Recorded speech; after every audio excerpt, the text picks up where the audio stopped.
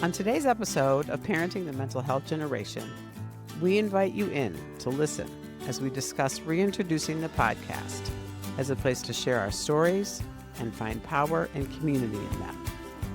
Welcome. I'm Amy O, the founder of Catch, Community Action Together for Children's Health, based in the Chicago northern suburbs. We want this to be a space where you come time and again to learn and discover that you are not alone in parenting young people whose mental health is now challenged in ways we never even imagined. This is our first episode of this new season, and today I'll be chatting with the producer of the pod, Ann Neumann. We'll start with the challenges of back to school and how to create emotional space for our kids. We're going to just talk about where parents and families are right now and how this podcast might be helpful, informative, and supportive. So put in your earbuds, take this 30 minutes for you, and join my conversation with my friend, Ann Neumann. Welcome, Ann. Hello. We're doing it. Yay. I think we should start by just giving our listeners a brief personal introduction. Sure. Remind them who we are. Sure. I am Amy Oberholzer, the founder of Catch. I live in Northbrook, Illinois with my husband, and we raised our two children here. My son is now 28 years old. My daughter is 24 years old, and both of them live out of state. So I talk to them relatively frequently, but I see them all too infrequently. And I'm Ann Neumann. I'm one of the founding members of Catch. I live in Deerfield. I have 3 kids. My oldest is 23. My middle is a junior in college and 21. And my baby is a sophomore in college and she is 19. I'll just add for the listeners that both Ann and I came to Catch organically, for lack of a better word. My daughter is still on a mental health journey, although is doing very, very well. But she was the impetus behind the founding of Catch back in 2017. And Ann, you came shortly thereafter. Yep. I showed up at a coffee talk. My oldest started struggling with mental health in 7th grade. I do want to note my 23-year-old is now a 7th grade teacher. So for us, it is truly a full circle moment. I'm jumping up and down. Yeah. And with the pod, I'm so glad that we're able to find the space and the time to bring it back. Yeah, so peer support is one of the arms at Catch that I think we're both most proud of and that we think is unique in the mental health support community in our area. And to that end, the podcast this year, we hope, will be a place that continues that legacy, I guess, of peer support. And now that we're kicking off another school year, it is the fall. You're all sending your kids back to school. Fall brings a fresh start. School years bring a fresh start. And we all kind of have a new opportunity to support our children in ways that I think is important to kind of think about and talk about. You know, I think we all do a really good job making sure that our kids are physically safe, right? We get them the right size backpack. We buy them the right shin guards for soccer. We make sure they don't run down the stairs, at least while we're watching, and feed them good food. But sometimes I think we don't know exactly how best to support their emotional well-being in all of the hustle and bustle and schedule and routine of the fall. Would you agree with that? Absolutely.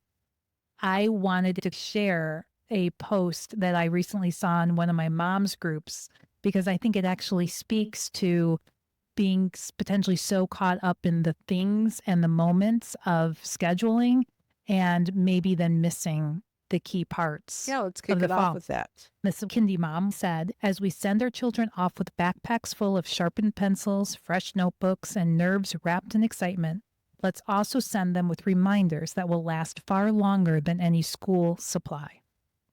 Please remind your children that not everyone in their class will look like them, talk like them, or learn like them, and that's more than okay. It's what makes our classrooms rich, our friendships deeper, and our community stronger. That's the beauty of school. All of our children, in all of their differences, learning and growing side by side. What a gift for them and for us. And I was really struck by that last sentence. What a gift for them and for us. You know, when you read that, what came to my mind now the second time that I've heard it is about what you might ask your child when they come home from school, right? School's going to take care of the learning part. What your child might want to tell you more about is who they met, who they played with. What happened on the playground, what happened in the lunchroom. Yeah, exactly. When we're talking about taking care of our kids' emotional well-being, it's about checking in with them. It's about noticing their body language. It's about listening to what they have to say or listening to the silence. It's about, being their safe place at the end of whatever chaotic day might have happened. And I think it's also accepting them for how they show up. Some of my friends have freshmen in high school this year, and I wanted to find out how their first day was. And they said, well, we think it was okay because we were told it was fine. Fine. And we all laughed, but that's it is physically being there for your kids and accepting whatever the answers are to the questions and knowing that more will unfold if you've created that space. Right. I mean, I think one thing we've both learned, and I know other parents involved in Catch have learned, is creating a space where your child does not feel judged or does not have an expectation about what they're supposed to say to you, but in fact can say what they actually want to, only then continues to create those spaces, which I think can start from the very beginning of a school year, right? You are the one willing to listen without reacting in a powerful way, one way or another, just hearing. And I think for me, it's taken me a long time to have at the forefront of my mind the approach with curiosity and to understand that whatever the answer, I am hearing as a 55-year-old woman, not the 12-year-old who is sharing it. And I can't put what my experiences want to put on the words that they say or the words that they don't say or read into whatever story they're telling. It's truly just being there to listen, to validate, and to create that constant reminder that you are always there to hear. For some reason, this came into my head when you were talking. You know how sometimes your kids will come home from school and they'll be like, oh man, I sat alone today, or nobody ate lunch with me. As a parent, my reaction often was sort of a panic. Like, oh my God, they were alone for a lunch period or on the playground or whatever. That's okay. Kids are really resilient. He's going to be okay. Things like this take time. Friendships take time. Comfort takes time. What's really important, I think, for that kid is to know that it doesn't matter to you that he was sitting by himself. It doesn't matter to you that he was alone on the bench, meaning maybe tomorrow will be different. Maybe we could try something new tomorrow. Instead of, oh gosh, what can I do about that? Who can I call to fix that? Right. Or what post can I make on social media for everyone to fix my problem? Right. Listen, hear, and ask him if he wants a bowl of apples. Right. I mean, obviously, parenting isn't that easy, but the point being, this is a long journey with a lot of bends and turns in the road. And if we can all just remember to check ourselves and check in with our kid and be there in ways that are simple but real. And what they need, not what we need. Right. Call a friend and get what you need. Right. Come to the Catch Parent support group and get what you need. Right. Like we did. I mean, because it really does help. But also, yeah, agreed. It's about what they need for sure. I guess one thing that we always talk about every fall at Catch, well, really year round, but is this idea of free time versus scheduled time. And I think it's worth revisiting in this conversation. Let me first say, though, to the listeners that Ann and I are not mental health professionals. Ann and I are parents, parents who've learned a great deal from mental health professionals through our work with Catch and through our work with our kids' therapists and programs. So, what we talk about here, advice that we might share, ideas that we might have to share with you, are those of fellow parents. And we're hopeful that by sharing our experiences and our stories, you will feel empowered to try some new things, to notice some new things. Maybe not feel I'm the only one that has this thought or I'm all wrong, right? Because it's always the all or nothing. But maybe you can see yourself in our voices. Yes, exactly. And so what I was getting to before I turned there for a minute is that I think we would both urge our listeners to watch and observe our kids, particularly around their time. Because one thing we know for sure is that free, unscheduled play, even in older kids, is critically important, not only to their development in their brain, but their development socially. And that overscheduling them and having too many prearranged activities could create undue stress and take away from that critically important time of exploration, imagination. And in the fall is a good chance to check in on that because you're busily signing up for sports teams and clarinet lessons and etc. I remember my oldest, he did karate for kind of the early elementary grades. And it was good for him. He learned a lot about himself. And then it got to a point where he just didn't enjoy it anymore. And I struggled to let him stop doing it because you don't. You start and you finish.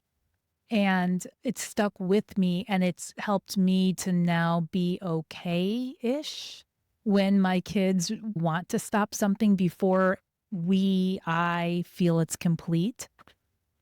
Figure out first, are you okay with that? And how do you get okay with that so that you can respond to your child the way they need to be responded to? It's hard. When my daughter was really tiny, we were at a fair and my daughter was fussing like crazy. I mean, she would not stop fussing. And so finally, exasperatedly, I said, "What is wrong?" And she just looked up and she goes, "Mommy, I cannot see anything." And when I looked at her, I realized she'd been staring at the back of people's knees. The point of the story being, your child's experience and perspective is important. And when it comes to karate lessons or soccer team, every day is not going to be good. That doesn't mean that it's not a good fit. But listening to them saying, "I don't want to do this math class. It's hard. It's stressing me out."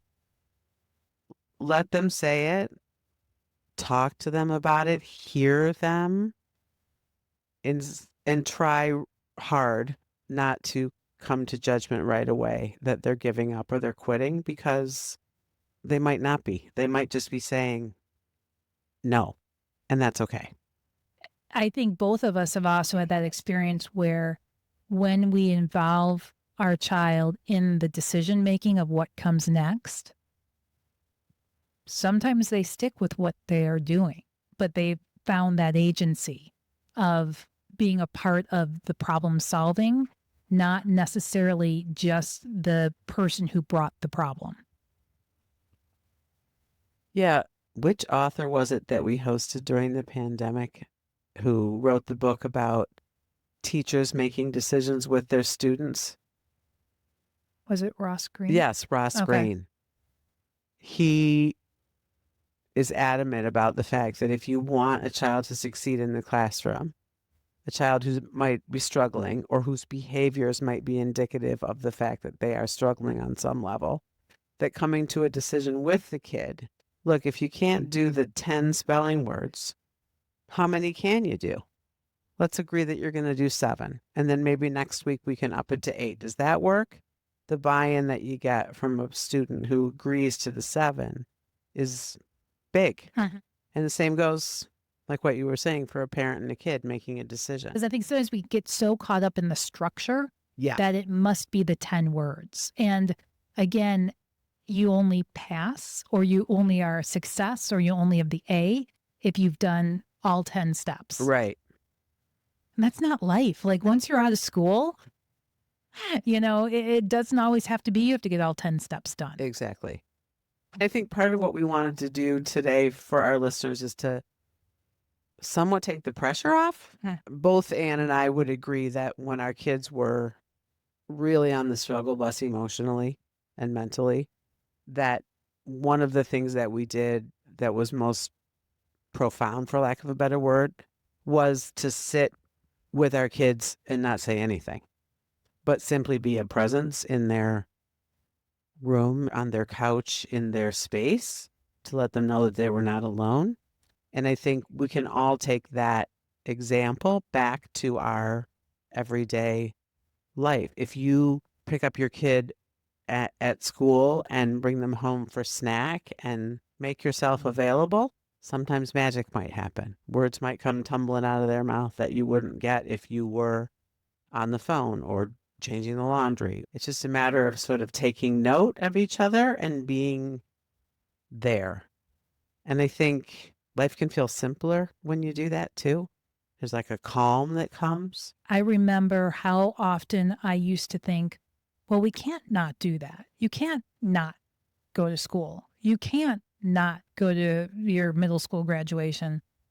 You can. Mm-hmm. And you know what? You can still be standing. Mhm. I have found that once I learned that anything can happen and you can still be okay on the other side, with my other kids, I found a release. I found an ease of parenting because I wasn't living in that black and white.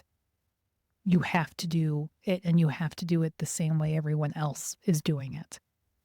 You know, I smile when I hear you say that because one of the goals that we all had at the beginning of Catch was to give some grace to people and allow them to live their lives in a more authentic way so that they didn't always have to feel compelled to do like the neighbor, do like the friend, because everybody's journey is different. And so that warms my heart. And also, I think can be a good reminder for all of you listening that, the world right now is a big, hairy mess. And there's a lot of really strong feelings that people have. And a lot of information is bombarding in at us. And it's okay to say no to that too. It's okay to turn it off. It's okay to chill out. But it's also, I think, even more important to create those spaces of calm and connection and authentic listening with our children, because they too are experiencing the wild and crazy ride that is this world right now. And again, having them say how they feel and sitting with that with them. Yeah, exactly. And it's hard. Something that came to mind for me is when you said sitting with them in their feelings, if they've identified that they're scared, for example, that is probably the hardest thing that I've learned in my parenting journey. I'm going to scream it from the rooftops. It's super hard to have your kid be uncomfortable or scared or sad or anxious or mad or anything other than joyful, happy, yes, right. content, right. At peace. Yeah. Yeah. It's hard. It makes you feel like you want to barf and that you can't stop your nerve endings from tingling and you want the feeling to go away. However, we have learned that the most appropriate thing to do is to sit right in that feeling until it passes. Name it, acknowledge it, and go on. So when your kid comes home from school, for example, and says, I was so sad at school today, it's okay to be sad. People are sad. Because if we can do it when they're in kindergarten or first grade, and then they're going off to college and they're having a really hard time transitioning that first semester. Yeah. Because all of a sudden they have to make friends for the first time. The last time they made friends was their mom setting up play dates in preschool.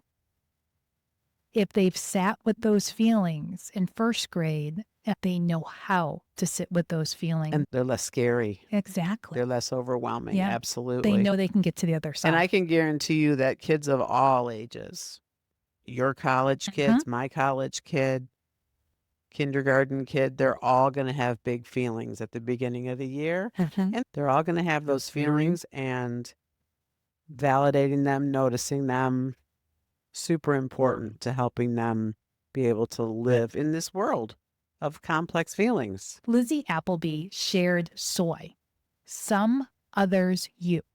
And she shared that with us, I think, during COVID in one So of long our ago. one of our programming. And so what that framing is her speaking with anyone, a child, saying, some people might feel scared. Others might feel worried. You might feel afraid. It allows the young person, or really anyone, who is struggling with some yuck inside and not necessarily being able to put a word to it, giving them that framing. And it does it in a safe way because we're talking about other people. And it's so much easier to label other people before you label yourself. I use it because I think it's a great way to help people find the words that match what they're feeling. Lizzie Appleby is a therapist with Glenview Northbrook Youth Services, and she also leads the Pride program there and is a dear friend of Ketch and an important member of the mental health support community in our area for sure. Absolutely. What else do we want to touch on, Anne, in this sort of kickoff episode? What we're going to try to do in this season is give you a little bit of work to do at the end of each podcast. And so the work of this podcast episode is noting. So the idea is to take stock of where you are, where your kids are, and where your family is emotionally. Noticing just how you're all kind of being so that you can understand where there might be a place for you to connect in a deeper way, in a calmer way. The point is, as you jump into your more rigorous schedules and routines, stand behind the kitchen counter and watch, breathe, listen, think about how you're feeling, what you're seeing in your child, so that we can then move through the podcast episodes to come to kind of work together to find ways to increase the connection, increase the validation, the authentic communication with you and your kids that will last a lifetime, but also provide them with the structure to feel like they are enough, to feel like they've got this. They're seen. They're heard. And so the nugget from this episode is your only job is to note it. Yeah. Maybe one of the little diamonds that we can sprinkle around, since now our kids are older, is that sometimes I think in the hustle and bustle of life, parents often have a hard time distinguishing their children from themselves. And their feelings and yours might not always be the same. Their experiences and yours will not be the same. But theirs are just as important and equally as valid and as real as yours are. And if you can offer that gift to your kid to give them that, that autonomy, I think you're well on your way to a heck of a good year. I agree. So stay tuned. There'll be more episodes coming up that will give you more tools and strategies to parent the mental health generation of 2025 and beyond. Thanks for listening to another episode of Parenting the Mental Health Generation. Stay current on all Catch programming by liking us on Facebook at Catch's Community or by visiting our website, catchescommunity.org. Thank you so much for joining us to continue the conversation, and we'll see you next time.